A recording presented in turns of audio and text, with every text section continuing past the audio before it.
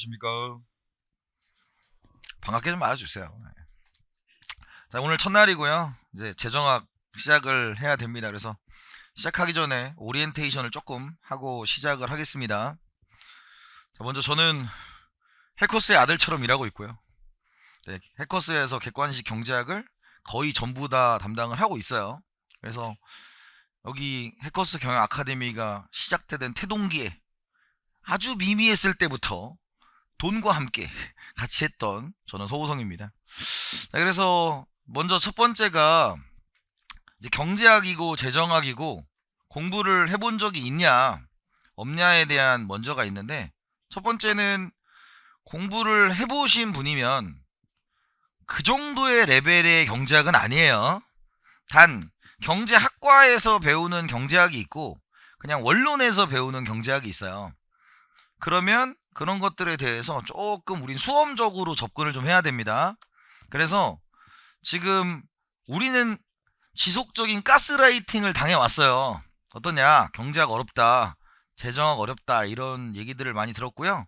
특히 알아보면 뭐 경제학을 공부하려면 뭐 EBS에 들어가서 수학 강의를 듣고 이런 거 전혀 없습니다.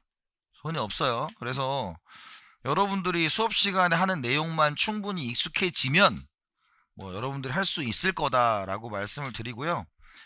그러면 이 얘기를 좀 해볼게요. 자, 재정학이라는 과목이 있죠. 재정학이라는 과목.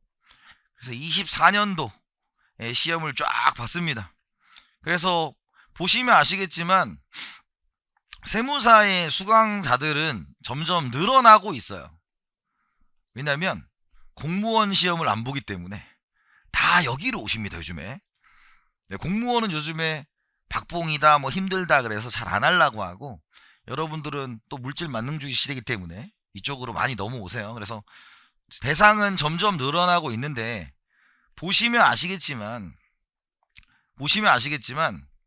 꽈락률을 쫙 한번 보세요. 꽈락률을 쫙 보세요. 그럼 꽈락률이 지금 재정학이 몇 등이에요? 상법은 됐어. 상법은 마니아들의 과목 아닙니까? 대부분이 이제 행소법을 많이 하시기 때문에. 그러면 그걸 빼고는 제일 뭐예요? 공통 과목 중에서는 꽈락률이 제일 낮아요. 자, 이게 무슨 의미냐? 실제 시험은 어렵지 않다라는 얘기입니다. 재정학 때문에 세무사 1차를 통과하지 못하는 경우는 없다라는 거예요. 그러면 2024년에 어땠냐면 조금 어려웠어요. 전에 비해서 조금 어려웠어요. 그래도 꽈락률이 어때요? 굉장히 낮습니다. 이게 무슨 뜻이냐면 재정학은 지나가는 과목이에요. 지나가는 과목. 그럼 어떻게 지나가는 걸 알 수 있냐? 순시간에 나가면 저하고 이제 반갑게 안녕하세요 하시는 분들 있죠? 대부분이 합격생들이 1차. 왜? 그분이 지나가지 못했으면 저를 보고 뭐라 하겠어? 얼굴을 찌푸리면서 모른 척 하겠죠. 그죠? 근데 이제 웃으면서 지나갈 수 있습니다. 그래서 재정학은 세무사를 통과하는 데 있어서 그렇게 어려움을 주는 과목은 아니다. 단 공부를 하지 않으면 안 돼요. 공부는 해야 돼요. 그랬더니 벼락치기 그건 안 돼. 그건 안 돼요. 그러니까 근데 우리가 이제 조금 있다가 말씀드리겠지만 커리큘럼을 좀 맞춰서 가시면 그냥 무난하게 합격할 수 있는 과목이다, 이렇게 말씀을 드리고요. 그래서 여러분 그런 사람이 되면 안 돼. 자, 여기 숫자가 좀 다르죠? 도망갔어. 몇 명이 도망갔어? 한 100명 갔어요, 집에. 한 첫 번째 시간 보고 집에 갔다. 그죠? 그런 사람이 되면 안 됩니다. 자, 그러면 이제 요 얘기를 조금 할게요. 재정학이 있고 세무사 재정학이 있어요. 그러면 우리가 재정학이 어떤 과목이냐면, 우리 대학교에 들어가면 원론이란 걸 배우죠. 원론. 뭐 경제학 원론, 뭐 경영학 원론을 배웁니다. 원론을 배운 다음에 이제 뭐예요? 개론으로 조금 들어가죠. 그죠? 경제학으로 치면 경제학 원론이고 미시 경제학을 배우고 거시 경제학을 배웁니다. 그 다음에 배우는 게 뭐냐면 재정학이에요. 그럼 여러분들에게 물을게요. 여러분들이 경제학 베이스가 하나도 없는데 이걸 다 배우고 여기 올 거냐? 그건 의미 없는 행동이라는 거예요. 왜? 이 시험은 주관식이에요, 객관식이에요? 객관식이에요. 객관식은 여러분들이 객관식처럼 공부해야 됩니다. 객관식처럼 공부하는 게 뭐냐? 이걸 보고 네가 답이다, 네가 답이다 이렇게 찍어야지. 원리를 생각해보자. 불합격. 그리고 그런 분들은 마지막에 무슨 말 하냐면, 선생님 뒤에 20문제가 남았는데 시간이 끝났어요. 네, 그렇게 돼요. 객관식은 객관식답게 딱딱딱 답을 구하는 걸로 하셔야 됩니다. 자, 그게 가능한 이유가 있어요. 재정학이 몇 문제가 나옵니까? 40문제가 나와요. 그죠? 그러면 40문제 중에서 계산 문제와 말 문제가 있을 거 아니야. 그죠? 그럼 말 문제의 비중이 몇 개일까요? 35개예요. 계산 문제는 뭐야? 5개 정도 돼요. 물론 여기서 플러스 마이너스 1 정도는 있을 수 있습니다. 그 말은 뭐냐면 계산에 목숨 걸 필요가 없다는 얘기예요. 계산에 목숨 걸 필요가 없어요. 그 말은, 그랬더니 또 선생님 그러면 좋은 생각이 났습니다. 계산을 버려라. 그러면 안 돼. 또 왜? 나오는 게 정해져 있어요. 좀 나오는 게 정해져 있습니다. 그러니까 나오는 거 몇 개만 좀 해두시면 그 중에서 2-3개는 맞출 수 있어. 그럼 이 35개는 어떤 거냐면 이런 거예요. 딱 보고 네가 답이다 이렇게 찍을 수 있는 문제들입니다. 그러면 우리 재정학을 공부할 때 가장 중요한 건 문장형은 문장을 정확하게 오답이냐 정답이냐 찾을 수 있냐, 그게 우리가 공부해야 될 바예요.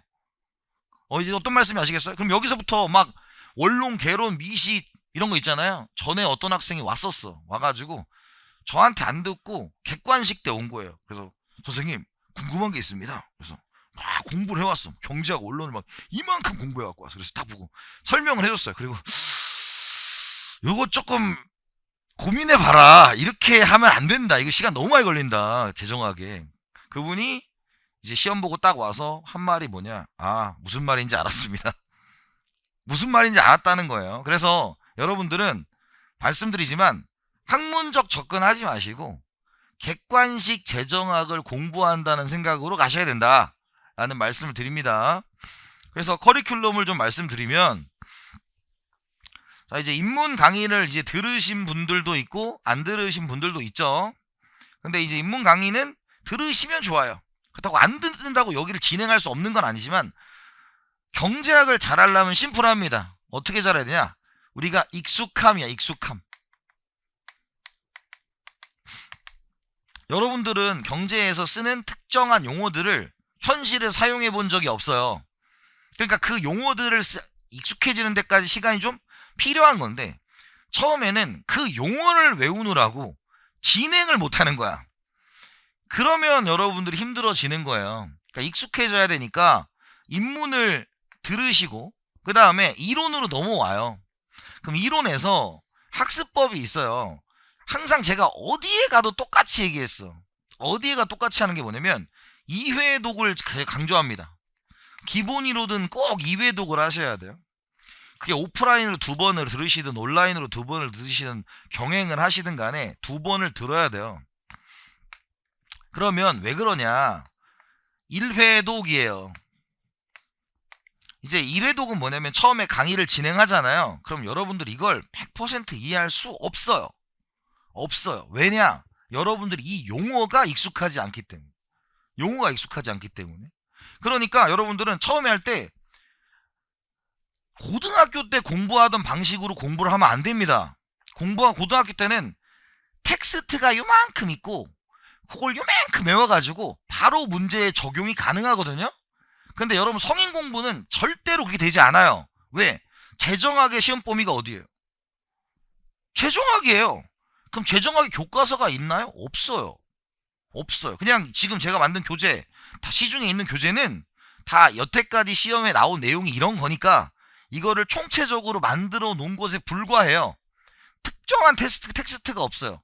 회계도 마찬가지고 다 텍스트가 없어요. 그럼 결론적으로 지금 많이 나왔던 부분들을 가지고 만든 거기 때문에 1회독을 할 때 다른 것도 마찬가지지만 이만큼을 외워서 바로 문제를 푼다? 답답하다? 그런 분들은 합격하기가 어렵습니다. 그래서 요때 이제 뭐냐면 흐름을 잡고 내가 겸허하게 익숙해지는 과정이 필요한 거야. 이해됐어요? 그럼 우리가 영화로 치면 흐름만 보는 거야. 그냥 흐름. 우리 요즘에 제가 한 12번 본 영화가 있어요. 파묘라고. 보려고 본 게 아니고 틀어져 있어요. 그냥 캐치온에서 끝났더니 야 이제 끝났다 그랬더니 OCN에서 하더라고. 그래서 이제 우리 와이프가 야 그만 좀 봐라 좀. 보는 게 아니고 틀어져 있으면 그때그때 조금씩 보는 건데 이제 디테일이 보이기 시작하더라고. 2회독 때 뭐 하는 거다? 2회독 때 이제 디테일을 보는 거예요. 그럼 이제 보여요. 1회독 때 여러분들은 복싱 시합을 하고 있는데 가드를 올린 상태에서 그냥 맞고만 있었던 거야. 근데 2회독 때 되면 똑같이 때리는 데 있으면 이제 뭐 힘을 줄고 뺄 수가 있잖아요. 공격의 타이밍도 옵니다. 그렇기 때문에 꼭 2회독 때 되면 분명히 말하지만 요때 마법이 일어날 거예요. 요때. 왜? 이게 이런 뜻이었구나. 이게 이런 뜻이었구나. 호성이가 설명을 참 잘했구나. 그때는 몰랐는데 뭐 이런 거예요. 그래서 요거 하시고 그 다음 뭐야 객관식으로 갑니다. 재정학은 다른 건 필요 없어요. 기출문제만 돌리면 돼요. 기출문제만 돌리면 돼. 근데 문제는 자기가 기출문제를 공부가 안 된 상태에서 보면 굉장히 하나 문제 푸는데 오래 걸리잖아요. 여기서 이걸 하고 나면 여기서부터는 시간이 조금씩 이제 줄어들기 시작합니다. 줄어들기 시작해요. 그래서 객관식 할 때 2회독 안 하고 오면 어떠냐면 자기가 이론을 더 공부해야 될 것 같아요. 그래서 2회독을 하고 나서 절대로 이제 이론 강의를 들으면 안 됩니다. 여기가 끝이에요. 끝. 그리고 객관식으로 익숙해집니다. 이런 문제가 나오는구나. 그 다음에 OX로 가요. OX는 이 객관식의 문장을 다 찢어가지고 이 문장이 맞냐 틀리냐를 만들어 놓는 거야. 그럼 우리가 여러분 재정화 어떻게 내면 5개의 선지가 있잖아요. 거기서 확실히 아는 3개가 필요해요. 확실히 아는 3개. 거기 정답이 있습니다. 그런데 문장을 1번부터 자기가 분석을 한다. 그분은 이 재정화 객관식을 공부하지 않은 거나 마찬가지인 거예요. 왜? 그렇게 해서는 절대로 시간이 부족할 거거든요. 그래서 문장을 또 찢어서 합니다. 그리고 실제 시험처럼 모의고사 오면 저는 이제 어떤 사람이 되는 거다?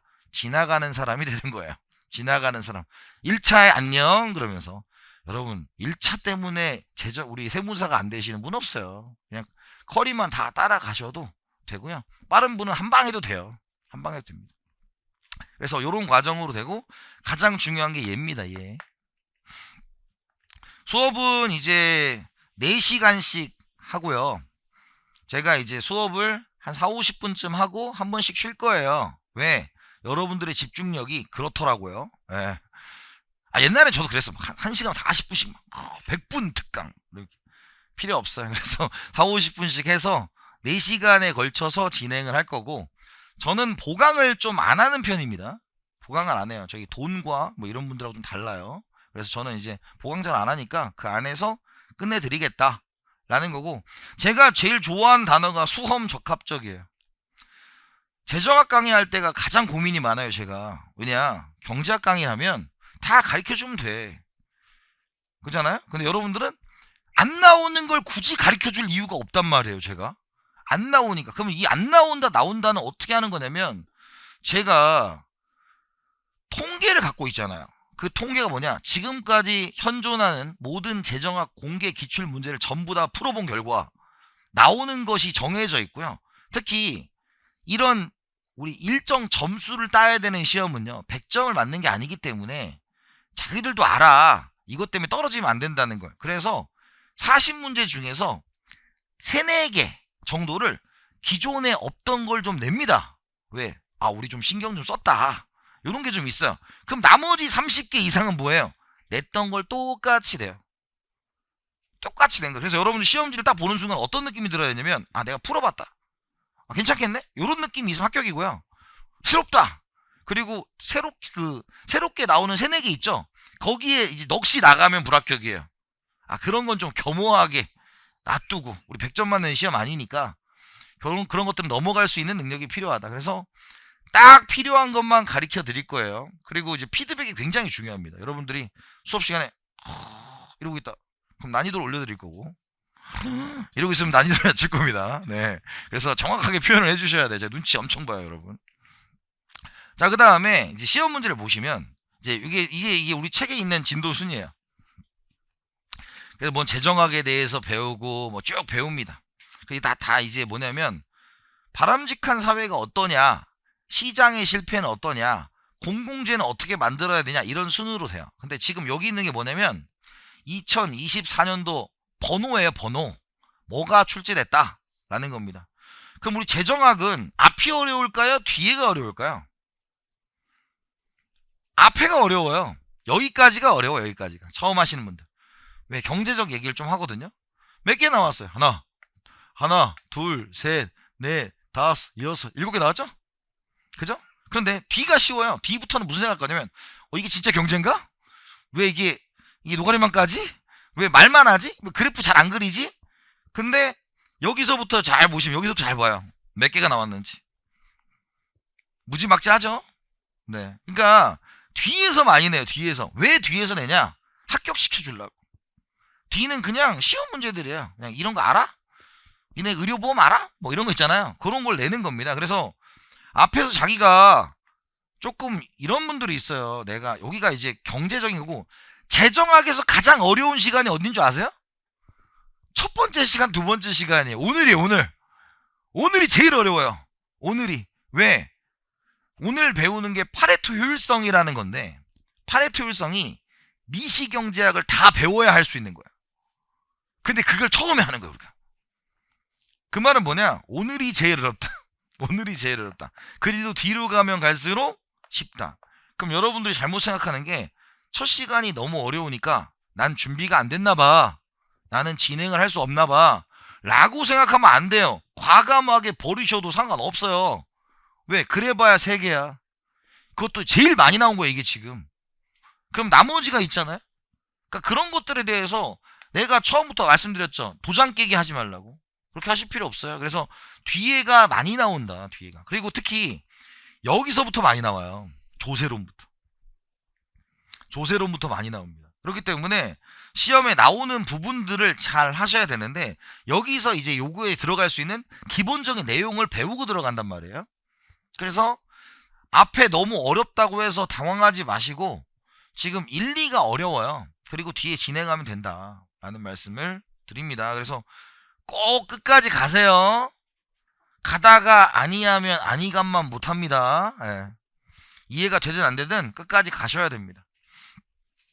자, 이제 교재를 보시면 교재는 이제 어떻게 되어 있냐면 첫 번째 요게 있죠. 위에 표가 하나 있어요. 책을 같이 보면서 할게요. 교재를 사용하는 방법입니다. 표가 하나 있고요. 자, 이 표는 왜 넣어놓은 거냐면 이 주제별로 나중에 이제 공부를 하시다 보면 주제별로 내가 어떤 게 시험에 나오는지 정확하게 파악하고 있으셔야 되니까 그럼 이걸 봤는데 내가 이해가 다 됐어. 그럼 그 파트는 안 봐도 된다는 거예요. 안 봐도 된다는 거고. 그 다음에 이제 문장을 이렇게 쫙 써놨어요. 저는 책을 거의 보지 않습니다. 필요한 부분은 읽어드리겠지만 어떤 분들이 꼭 그러더라고. 아니 호성이는 왜 책을 읽지 않냐. 여러분 책을 굳이 읽을 필요가 없는 과목은 경제학이 맞아요. 근데 읽어는 저는 그리고 경제학 재정학 할 때 우리 재정학 할 때 예습 금지 목차는 읽어와도 돼. 근데 예습은 하지 마세요. 왜? 오기 전에 아침에 일어나서 재정학을 들으러 가야 되나? 이럴 수 있어요. 과도하게 어렵게 느껴질 수 있다. 설명을 들으면 별거 아닌데 여러분들이 책을 읽으면 어려울 수 있습니다. 그래서 복습은 하시되 과도하게 예습을 하실 필요는 없다. 그냥 목차가 이런 걸 배울 거구나 이 정도로 보고 오시면 될 것 같고요. 여기다가 문제를 바로 붙여놨어요. 근데 문제가 앞에는 봐봐요. 거기 보면 지금 페이지 보면 어디야? 11페이지 문제 하나 있죠? 걔는 문제 옆에 아무것도 안 써있지? 그럼 시험에 안 나온다는 얘기예요. 여기는 무슨 말인지 알겠어요? 문제가 없어. 근데 뒤에 가면 예를 들어서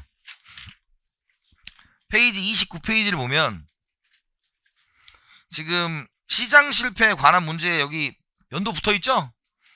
기출이에요, 기출. 그러니까 우리가 공부를 할 때 어떻게 해야 되냐면 이론을 달달달 외운다고 의미가 없어요. 그거는 누가 하는 거냐? 1번 대학교 학생이 주관식 시험을 볼 때, 2번 저처럼 강사의 길을 가고자 하는 사람은 해야지. 근데 그렇지 않으면 여러분들이 여기서 답을 골라내는 연습, 문제 패턴이 어떻게 나오는지를 파악하시는 거예요. 문제 패턴이 어떻게 나오는지 파악하는 거예요. 그 다음에 세 번째 OX를 넣어놨어요. OX. 뒤에 가면 OX 문제가 있고 OX로 자기가 맞나 틀리냐 확인 한번 해보시면 되고요. 그 다음에 이제 기출 예상 문제인데 기출 문제 중심으로 놨습니다. 그래서 여러분 예상 문제는 많이 안 풀어보셔도 되고요. 기출만 잘 풀어도 됩니다. 근데 이제 나중에 어떻게 되면 기출 문제만 뽑아서 풀면 어떠냐면 문제의 위치와 답을 외웁니다. 네, 그건 안 돼요. 그건 안 되고 여러분들이 이제 기출 문제까지 해놨으니까 잘 보시면 되고요. 자, 그 다음에 수업은 어떻게 진행할 거냐면 내일 오시면 복습지를 봐요. 복습지. 그래서 지난 시간에 배웠던 내용을 복습지로 봅니다. 그래서 여러분들 뭐 점수는 또 그런 분들이 있어. 시험 보고 나서 선생님 저 2개밖에 못 맞았는데 괜찮아요. 처음 하는 건 당연히 그럴 수 있어요. 그러니까 그 점수에 매진하라는 뜻이 아니고 이런 형태로 문제가 나오는 것을 계속 노출시키려는 거예요. 기출문제만 드려요. 기출문제가 없으면 안 드리지만 기출문제 첫 시간 내일은 모르겠다. 내일은 우리 시험 많이 안 나오는 거기 때문에 오늘 하는 건. 근데 나머지는 기출문제를 드리니까 문제가 이런 패턴으로 출제되는구나 계속 보셔야 돼요. 보셔야 되고 두 번째는 이 복습지에 대한 내용들은 우리가 인스타,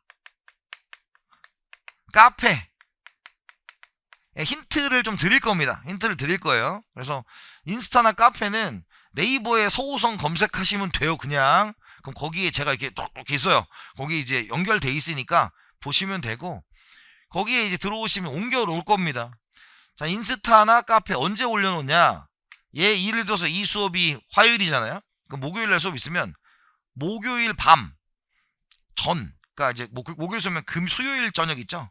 그때 이제 올려놓습니다. 그래서 요거 이제 확인하시고 복습지를 보시면 좀 무난하게 보실 수 있을 것고요.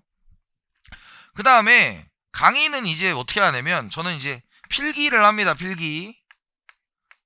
필기를 하는데 자기가 필기가 좀 빠르다 느리다가 있을 거 아니야. 가장 좋은 건 여러분들이 필기를 하는 게 베스트예요. 베스트인데 이제 자기 필기가 좀 느리다. 그러면 카페에 보면 거기에 이제 재정학 필기 노트가 올라와 있어요. 필기 노트가 올라와 있고 그리고 등업은 어떻게 해주냐면 등업은 그냥 가입했어요. 뭐 오늘 만나서 반가웠어 이렇게 한 줄만 쓰면 그냥 다 등업해드립니다. 최근에 그렇게 등업했더니 또 이상한 광고 글을 올려가지고 또 제가 또 주식을 팔고 있고 그러더라고. 그런 분들 안 되고요. 그래서 필기는 거기서 바로 다운되니까 이게 제가 이제 바로 핸드폰으로 매번 확인해서 이렇게 그냥 가입 인사 한 줄만 쓰셔도 그냥 올려드리거든요. 그래서 필기는 자기가 느리시면 이용하시면 됩니다. 거기 태블릿으로 쓴 필기가 있을 거고 노트로 쓴 것도 있어요. 근데 재정학은 이렇게 많이 바뀌지 않아요. 많이 바뀌지 않기 때문에 사용하시면 되고 그 다음에 필기라는데 기초 지식은 뭐냐면 아까 이제 입문 강의를 안 듣고 온 사람은 어떻게 하냐라고 했죠. 그분들을 위해서 또 한번 설명을 합니다. 설명하고 들으셨던 분들은 익숙하니까 더 잘 될 거고 안 들으셨던 분들은 이런 걸 필요하구나 라는 거 하고요. 그 다음에 이론 설명하고 문제를 풀어요. 여러분들이 이제 그 교재에 있는 문제 중에서 풀고 또 여러분들이 좀 어려워하는 게 있다 그러면 좀 풉니다. 교재에 있는 거 풀고 진행을 하고 그 다음에 최종 마무리는 뭐냐면 매 시간 물어볼 거예요. 제가 이번 시간에 뭐 배웠냐 이렇게 얘기합니다. 그러면 그거 듣고 또 한 번 더 리뷰를 하고 4시간이 끝나고 또 리뷰를 합니다. 그래서 이번 시간 또 뭐 배웠나 이런 걸 하니까 계속 익숙할 때까지 하는 겁니다. 예전에는 안 했어요. 여러분들 너무 믿어가지고 한 번만 얘기해주면 알아먹겠지. 그렇지 않더라고요. 그래서 몇 시간 리뷰를 할 거다라고 보시면 되고요. 자, 그 다음에 이제 방금 말씀드린 거 있죠? 그래서 Q&A 물어보셔도 되고 Q&A는 우리 해커스 경영 홈페이지로 물어보셔도 되고 카페로 물어보셔도 돼요. 그리고 대부분 24시간을 넘진 않습니다. 그 다음에 인스타그램에 OX가 있고요. 여러분들이 이제 OX는 경제학보다는 재정학이 적합해요. 재정학은 이제 어떤 거다 알고 모르는 것들이 그냥 존재하기 때문에 재정학으로 하시면 되고 그 다음에 이제 카페 뭐냐면 자료들 기출문제에 다 올라가 있고요. 그 다음에 특히 저는 인스타를 안 합니다 라는 분들을 위해서 하는 거예요. 이거는 또 올려놓습니다. 여기다도. 왜 인스타 안 하시는 분들이 또 친구들과 또 관계를 이제 또 이게 보다 보면 시간이 오래 가니까 이제 공부한다고 끊으시는 분들 계시더라고요. 그래서 올려드리니까 보시면 되고요. 자, 그러면 이제 지금까지 이렇게 얘기했더니 이게 뭔 말이냐 그러면 이제 합격 후기를 하나 좀 보여드릴게요. 그냥 5개 정도 보여드릴 건데 이제 실제로 시험을 보고 합격한 분들이 이렇게 합격했다 이겁니다. 자, 첫 번째, 멋있잖아. 재정학으로 논문 쓸 것도 아닌데 딱 필요한 부분만 강조해 주시고 모르는 거 나와도 아는 것만 쳐서, 이게 제일 중요해. 모르는 거 나온다고 흥분하지 마시고 아는 거 3개의 답이 있어요. 그래서 찍으면 된다는 그 말 그대로에 합격합니다. 쏘쿨.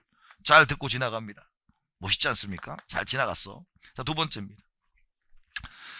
자, 이제 여러분들이에요. 자, 첫 번째가 고등학교 이과 나왔어. 그리고 교육과도 대학 교육 전공인데 뭐 했다? 경제 관련 지식은 없었다. 그런데 제일 가지면 안 되는 게 요거야. 1차에 가지면 안 되는 거. 물론 여러분 2차에 연결되는 세법, 회계는 그렇게 하셔야 돼요. 왜?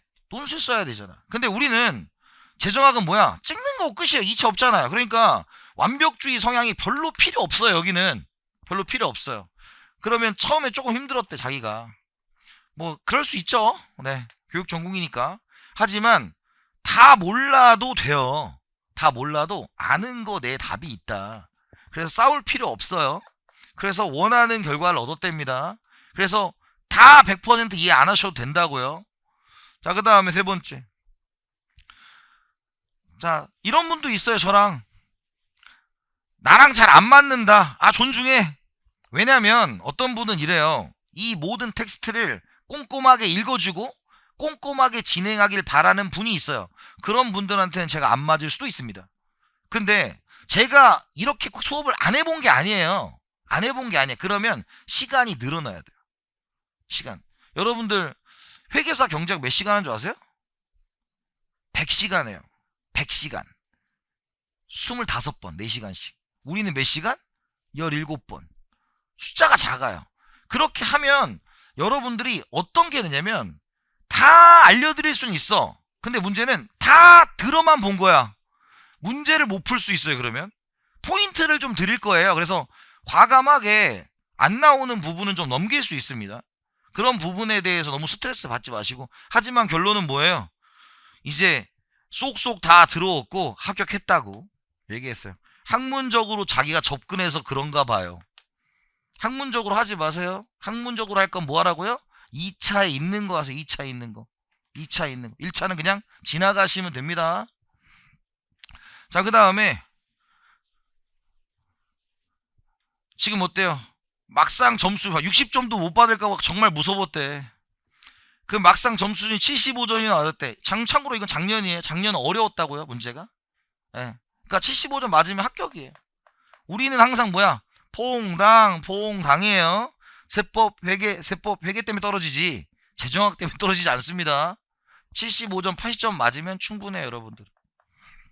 그리고 100점 맞으려면 재정학 공부에 지금에 하는 거에 2배 이상 필요해요. 네, 그렇게까지 하실 필요 없다. 그 시간에 세법 회계해라 라고 말씀드리고요. 그 다음에 이분 어때요? 다 그냥 완강했어. 그래서 뭐예요? 지금 다 해서 82.5점 맞고 떠났다 이거예요. 지금 참고로 말씀드리면 어렵게 느껴질 거예요. 그런데 시험을 보고 나면 제가 왜 이렇게 가르쳤는지를 알게 됩니다. 그래서 여러분들한테 마지막으로 보여드릴 게 이제 요것도 마찬가지야. 지금 어때요? 재정학은 확실히 선생님들의 철학대로 푸는 게 맞다. 참고로 여러분 40문제 푸는데 몇 분 걸릴 것 같아요? 저한테 이렇게 퀄이 다 따라가면 20분 안 돼요.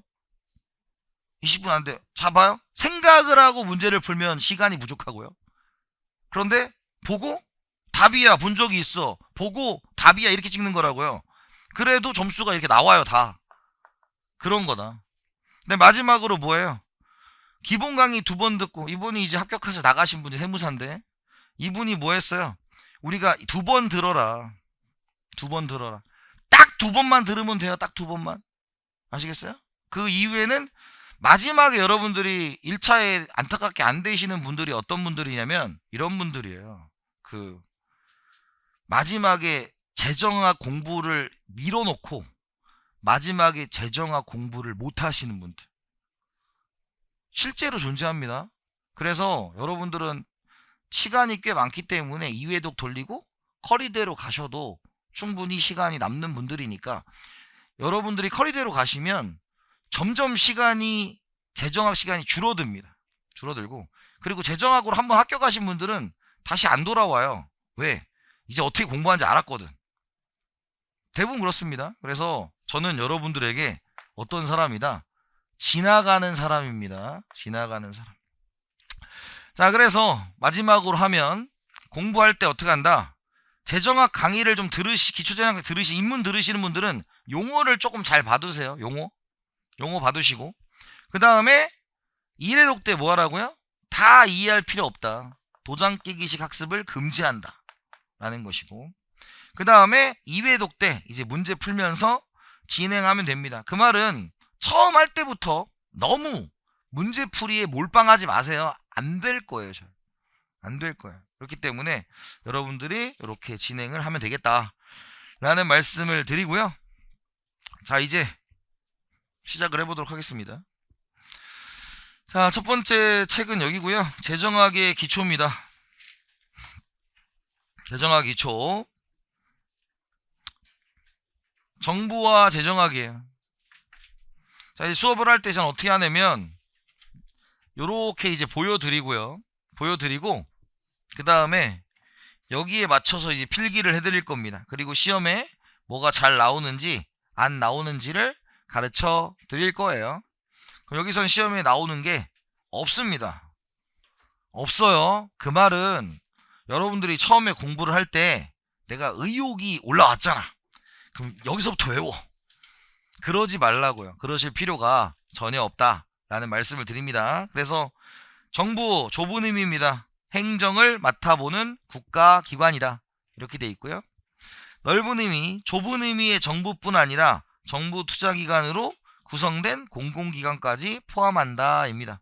그래서 기본적으로 3권 분립이 있죠. 입법, 사법, 행정에서 행정은 뭡니까? 법을 집행하는 기관이고 그 집행하려면 뭐가 필요해요? 돈이 필요하죠. 그 돈이 뭐예요? 재정이지. 그걸 연구하는 게 뭡니까? 재정학이에요. 자, 두 번째 정부의 특징입니다. 밑줄도 치지 마세요. 시험에 안 나와요. 그러니까 그렇게 하실 필요 없어요. 그렇게 하실 필요 없다고. 제가 하라는 것만 잘하면 됩니다. 하라는 것만. 정부의 특징이에요. 운영 책임. 운영 책임은 누가 한다? 시험을 본 사람이 하거나 아니면 누가 해요? 우리가 시험을 본 사람 아니면 뽑힌 사람이 하는 거다. 두 번째, 강제력.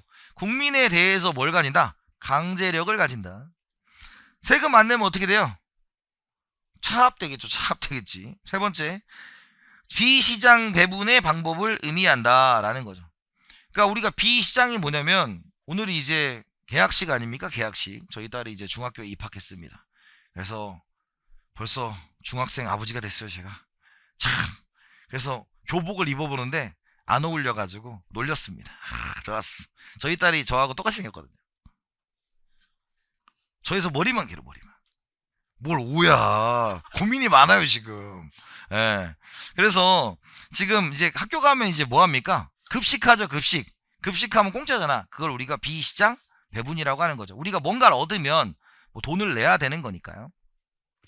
자, 그 다음에 정부를 보는 두 가지 견해가 있습니다. 시험엔 안 나와요. 이런 것도 이제 알려드리고, 첫 번째가 뭐냐면 유기체적 견해입니다. 그러니까 저는 그런 강의를 싫어해요. 편년체 강의, 백과사전식 강의 이런 거 싫어합니다. 뭐냐면 다 알려만 드리는 거 별로 안 좋아해. 알려주면 뭐하냐고. 시험에서 못 써먹으면 그만인데. 그래서 제가 엄청 강조하는 걸 잘 하셔야 돼요. 엄청 강조하는 거. 그래서 이게 시험에 나온다 안 나온다를 분명히 말씀드릴 거예요. 그러니까 이거는 나온 적은 없습니다. 나온 적은 없어. 자, 그럼 유기체라는 건 뭐냐면 이런 거예요. 우리가 사회가 뭡니까? 국가죠. 국가를 하나의 유기체로 보는 거예요. 자, 유기체가 뭡니까? 생명체를 의미해요. 생명체를 의미합니다. 예를 들어서 여기 이렇게 긁혔어요. 저 죽어요? 안 죽죠? 그 얘기입니다. 전체가 중요해요? 부분이 중요해요? 전체가 중요하다라는 거예요. 그래서 개인과 사회 중에서 누가 중요하다? 사회가 중요하다 라고 보는 것입니다. 그냥. 자, 그 다음에 두 번째가 기계론적 견해예요.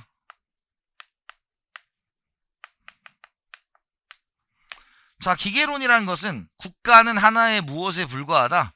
기계에 불과하다 라는 거예요.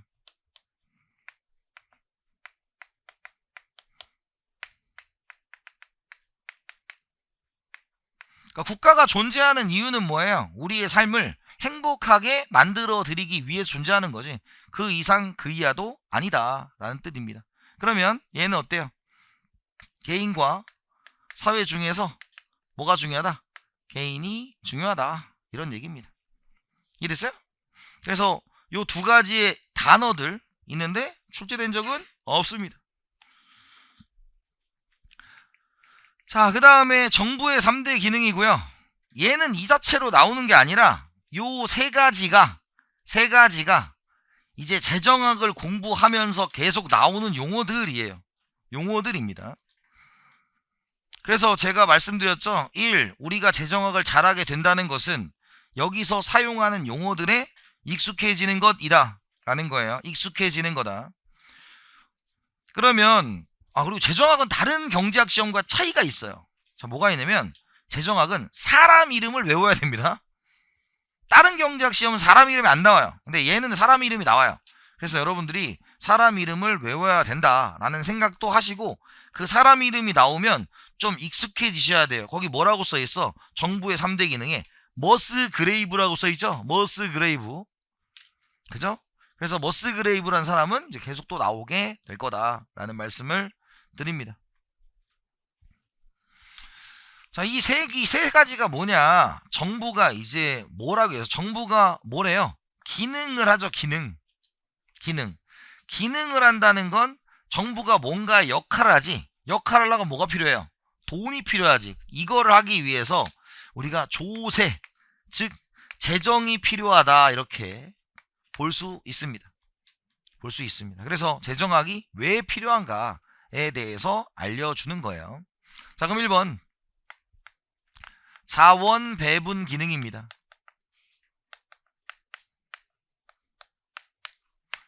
자, 자원 배분이에요. 그러면 우리가 자원이란 게 뭐냐라는 거예요. 자원이란 게 뭐냐라는 겁니다. 자원은 우리에게 유용한 것은 모두 뭐예요? 자원이죠. 그럼 당신에게 필요한 자원은 뭡니까? 돈. 역시 자본주의자. 우리는 뭐다? 시간이다. 시간. 그런 거 다 뭐예요? 자원인데, 기본적으로 요 배분이잖아요. 배분. 자원 배분은 자원의 흐름과 관련이 되어 있어요. 자원의 흐름과 관련되어 있어요. 최근에 제가 우리 딸내미 졸업여행으로 도쿄에 갔다 왔어요. 도쿄. 다시는 안 갈 거야. 끝이에요, 이제. 너무 매연이 심해가지고 너무 답답하고, 그래서 가서 뭐 했는 줄 아세요? 그래, 너의 여행이니 너의 일정대로 짜라 그랬더니 아침에 코난 박물관, 두 번째 키디랜드, 거기 있어요. 뭐 캐릭터 파는데. 그 다음에 또 어디 갔어? 그런 데만 3박 4일을 다녔어요. 와, 진짜. 그래서 야, 이제 끝났다. 부모로서 나는 최선을 다했다. 기억해줘라. 그래서 저희 와이프랑 최선 했어. 귀멸의 칼날 이런 거 있잖아. 뭐 알지도 못하는 거. 그래서 이건 뭐냐 그랬더니 우리 아들이 아빠 그런 것도 모르면 어떻게, 그래서 또 해주더라. 그래서 힘들었습니다. 자, 그러면 그런 것들이 지금 굉장히 싸요, 비싸요? 비싸요. 그 열쇠고리 하나에 8,000원, 10,000원이야. 내가 가장 충격적이었던 게 이렇게 만화 같은 걸 이렇게 뭔가 이렇게 세워놓는 게 하나 있었어. 그게 5만 원이야. 그래서 아들이 막 눈이 이렇게 돌아갔어. 사고 싶어가지고. 그래서 야, 너 이거 왜 살라고 그러냐. 그래. 아빠 멋있잖아. 그래서 이게 그래서 이거 사도 돼. 아, 저는 항상 저희 신념은 똑같아요. 네 돈은 네 맘대로 해라. 네 돈은 네 맘대로 해. 단 돈 없다고 징징거리지 마. 주어진 돈은 알아서 써라 이거야. 알아서 써라. 그래서 샀어. 근데 이해는 되지 않습니다. 그게 왜 5만 원일까요? 사람들이 원하니까. 그게 자원의 흐름이에요. 전 수업할 때 예시를 들어요. 그러니까 자원의 흐름은 사람들이 원하는 것을 뭐한다? 만들어낸다라는 거예요. 그래서 자원의 흐름은 우리가 생산과 소비와 관련이 되어 있는 게 자원의 흐름이에요. 얼만큼 생산했냐. 그래서 여러분들 나중에 이제 효율적인 자원 배분이라는 표현은 우리가 적정 생산이라는 단어를 씁니다. 그리고 이제 필기노트 다운 받으시는 분들도 필기가 좀 바뀌어요. 맨날 거의 기본 틀은 비슷한데 또 여러분들 그때그때 달라지기 때문에 그래서 필기노트를 안 파는 거 돈 주고. 왜? 필기노트 돈 주고 팔면 어떻게 돼? 왜 똑같이 필기하지 않느냐 이러잖아. 그러니까 안 파는 거예요.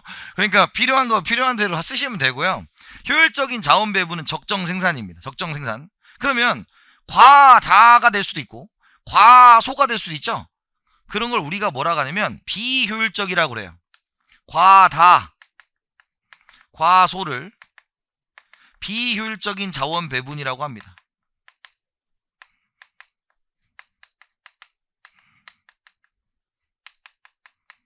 그럼 생각해봐요. 세상에 모든 게 적정 생산일까요? 그렇지 않아요. 많은 것도 있고 적은 것도 있겠죠. 자네 가로등 좋아합니까? 싫어한다고요? 어둠 속에서 길을 간다고? 여러분들 가로등이 있으면 뭐가 있어? 안전해지잖아. 그럼 가로등이 많은 지역도 있고 적은 지역도 있죠. 그럼 적은 지역에 국가가 생산을 해야 돼요. 그걸 우리가 효율 자원 배분을 누가 한다? 정부가 한다 이런 뜻입니다. 정부가 한다. 그래서 자원 배분은 과다 과소인 것을 정부가 생산을 합니다 라는 거죠. 이걸 이제 정부가 적정 생산으로 만든다.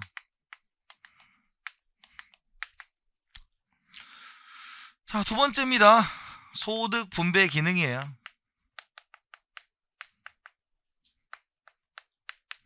소득 분배 기능입니다. 자, 소득 분배가 있어요. 자, 여기서 이제 분배라는 단어가 있죠? 배분이라는 단어가 있잖아. 비슷하지만 다른 단어예요. 자, 이제 여기서 분배가 뭡니까? 분배가 뭡니까? 경제학 인문을 들었으면 이러면 안 되잖아. 그죠? 우리가 분배가 뭐야? 나눠주진 거지만 경제에선 아니에요. 경제에선 아니고 요 분배는 우리가 생산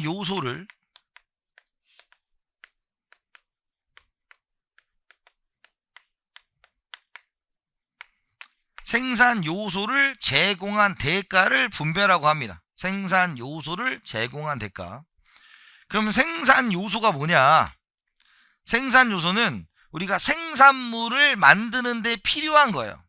그러면 생산물이 있겠죠. 생산물을 우리가 재화와 서비스라고 합니다. 재화와 서비스. 자, 우리가 재화는 뭐냐면 유형의 물건을 의미해요. 유형의 물건. 그게 뭡니까? 여기 분필, 안경, 마이크 이런 게 뭐예요? 재화입니다. 재화. 그 다음에 서비스는 뭐예요? 무형입니다. 무형. 저는 여러분들한테 뭘 만들어내고 있어요? 강의 서비스를 만들어내고 있어요. 그러면 요거를 이렇게 가져와야 만들 수 있는 거죠. 생산 요소는 기본적으로 생산물을 만드는 것입니다. 대표적으로 뭐예요? 노동, 자본, 토지 뭐 이런 것들이 있어요. 그래서 우리 기초지정할 때 뭘 해야 된다고 그랬어? 경제학은 약자를 쓴다. 노동은 뭐의 약자? 레이버. 그죠? 자본은 캐피탈이에요. 캐피탈은 C지만 K를 쓰는 이유는 독일어로 K이기 때문에 그렇습니다. C는 이제 코스트를 써야 돼요. 그래서 이런 용어들에 익숙해지는 게 1회차예요. 1회차. 이런 용어들이 자기가 잘 안 들어올 거기 때문에. 그러면 생산 요소를 제공한 대가는 결국 무엇이냐라고 하면 뭐예요? 얘는 소득입니다. 소득이에요. 이해됐어요? 그러면 기본적으로 이제 분배는 앞으로 뭐예요? 소득이에요. 인컴입니다. 그러니까 분배가 나눠주는 거다 이거 아니에요? 우리는 그렇게 쓰지 않는다고. 그거를 이제 인지적으로 받아들이는데 시간이 걸리는 거야. 처음에 경제학에서만 쓰는 용어들이 존재한다 라는 것입니다. 자, 근데 생각해봐요. 소득 분배의 기능인데 소득 분배에 한자를 더 붙여야 더 정확해요. 뭐예요? 여기에 재라는 단어야. 재. 자, 여러분들 우리나라와 미국의 가장 큰 차이가 뭔지 아세요? 여러분들 요즘에 뭐 이렇게 집회 같은 거 많이 하잖아. 집회 같은 거 많이 하고 어떻게 합니까? 집에 가죠 그냥 우리는. 그죠? 우리 월드컵 축구할 때 막 모이잖아. 모여서 막 PSN 코리아 하고 이제 집에 가잖아. 그러면 어떻게 돼요? 미국은 어떻게 해? 상점을 털어요. 그죠? 그래서 사람들이 모이는 걸 극도로 싫어합니다. 그쪽은. 왜? 막 불 지르고 이러기 때문에. 그건 왜 그러냐? 우리나라 사람은 아직도 뭐가 없어. 주변에 수많은 전과자. 친구 중에 전과자 있어요? 너 봐봐. 이 정도지. 전과자 있어요. 아니 이 새끼가 날 뭘로 보고 이런 느낌이잖아. 그러니까 우리 주변에 그런 사람이 많이 없어요. 그 말은 뭐냐면 내가 어떤 행동을 했을 때 이 행동 때문에 불이익을 엄청 볼 수도 있다는 거예요. 그 말은 우리가 아직까지는 괜찮은 사회다. 그러면 2번이 뭐예요? 소득이 뭐예요? 분배한다. 그 말은 뭐예요? 각자의 능력이 있을 수도 있고, 그죠? 가족으로 물려받은 재산이 있을 수도 있고 여러 가지가 있을 거 아니야. 그럼 처음에 차이가 커요, 작아요? 크죠? 그잖아. 여러분들 자, 세무사 선생님 한 달에 얼마 벌고 싶어요? 여러분, 참고로 여러분 수업 시간에 제가 이런 질문을 할 거야. 앞에 있는 사람들 뭐 그런 거에 그러게 없게 해요. 점점 이제 여러분 참고로 이런 얘기 해줄까요? 점점 앞으로 오는 사람이 합격자일 가능성이 높아집니다. 뒤로 가시면 안 돼요. 처음부터 난 뒤에 앉았으니까 이건 상관없어요. 상관없는데 물어볼 거야. 이제 뒤로 가면 안 돼. 이제 오늘 걸렸어 이제. 자, 뭐예요? 그러면 이게 질문할 때 제가 이제 여러분들에게 수업 시간에 질문을 할 거야. 그러면 한국형 답하지 마요. 뭐야? 이 질문이 타인에게 어떻게 비추게 이러지 마시고 그냥 생각나는 대로 얘기하시면 돼요. 자, 얼마 벌고 싶어요? 한 달에 1억. 한 달에 1억이랍니다. 파이팅 하세요. 자, 이겁니다. 한 달에 1억이면 얼마야? 1년에 12억입니다. 그죠? 그럼 12억이야. 그러면 12억을 버는 사람과 우리나라의 지금 중위 소득이 얼마래요? 평균적인 연봉. 얼마 안 돼. 3, 4천 이 정도예요. 그러면 1년 연봉이 3, 4천인 사람과 한 달에 1억을 버는 사람이 차이가 있다. 그럼 어떻게 돼요? 갑자기 3, 4천 버는 사람이 화가 날 수도 있지 않을까요? 그죠? 아니면 1, 2천을 버는 분들도 있을 거고. 아니, 최근에 어떤 분이 그 새마을 금고에 어떤 분이 이렇게 가방을 메고 들어간 30대가 있었대요. 그러니 가방에다가 4천만 원을 들고 나왔대. 흉기로 위협해가지고. 조그마한 금고였나봐. 그러고 나서 밥을 먹고 옥상에 숨었대요. 그리고 잡혔어 바로. 그래서 너 왜 훔쳤냐 그랬더니 카드빚이 있어가지고 이랬다는 거야. 그러니까 지금 어때요? 카드빚에 매달리면 어떻게 됩니까? 범죄를 저지르게 되지. 그걸 이제 못하게 하는 게 뭐예요? 소득 재분배가 되는 거죠. 이걸 누가 하는 겁니까? 정부가 하는 거예요. 정부가 하는 겁니다. 그러면 소득 재분배를 한다는 건 결국 무엇을 줄이는 거야? 빈부격차를 뭐 하는 거야? 줄이는 거예요. 빈부격차를 줄이는 거. 이걸 누가 하는 거다? 정부가 하는 거다. 정부가 너무 벌어지면 상점을 털고 강도질을 하니까 정부가 뭐 하게 돼? 이러면 안 되는구나 라고 알려주는 거다. 이렇게 보시면 될 것 같습니다. 자, 그 다음에 세 번째가 뭐냐면 이제 경기 안정화 기능이에요.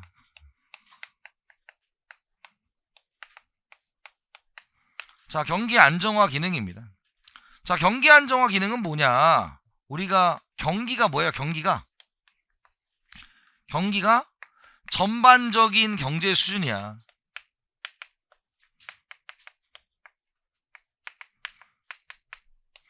여러분 요즘 경기 좋아요? 안 좋아요? 경기 좋아 안 좋아? 안 좋은 정도가 아니에요, 여러분. 참고로 저는 객관적으로 경제적으로만 바라보면 우리나라 큰일 났어요, 지금. 큰일 났어. 뭐 이게 정치 색깔 이런 거 얘기하지 마시고 그냥 객관적인 지표 이런 것만 받고 추후 산업 전망 이런 게 좋지 않아요, 우리나라가. 그죠? 근데 이제 가장 안 좋은 이유가 뭐예요? 자, 뭐 때문이야? 부동산 때문이죠. 부동산. 지금 빚이 너무 많이 물려 있어가지고. 자, 그럼 경기라는 게 이렇게 가요. 그럼 경기가 이게 이렇게 좋아져 있고 이렇게 하면 나빠지는 거죠. 자, 우리는 1번, 2번, 3번, 4번 중에 어디 있을까요? 1번에 있다. 큰일 났네. 큰일 났어. 그죠? 아직 갈 길이 멀어. 갈 길이 멀어. 근데 지금 우리가 이제 여기서 어떤 거냐라고 했을 때 경기가 내려갈 때는 뭐가 문제일까요? 실업자가 문제예요. 경기가 올라갈 때는 뭐가 문제일까요? 물가가 문제예요. 그러니까 우리는 문제를 삼아.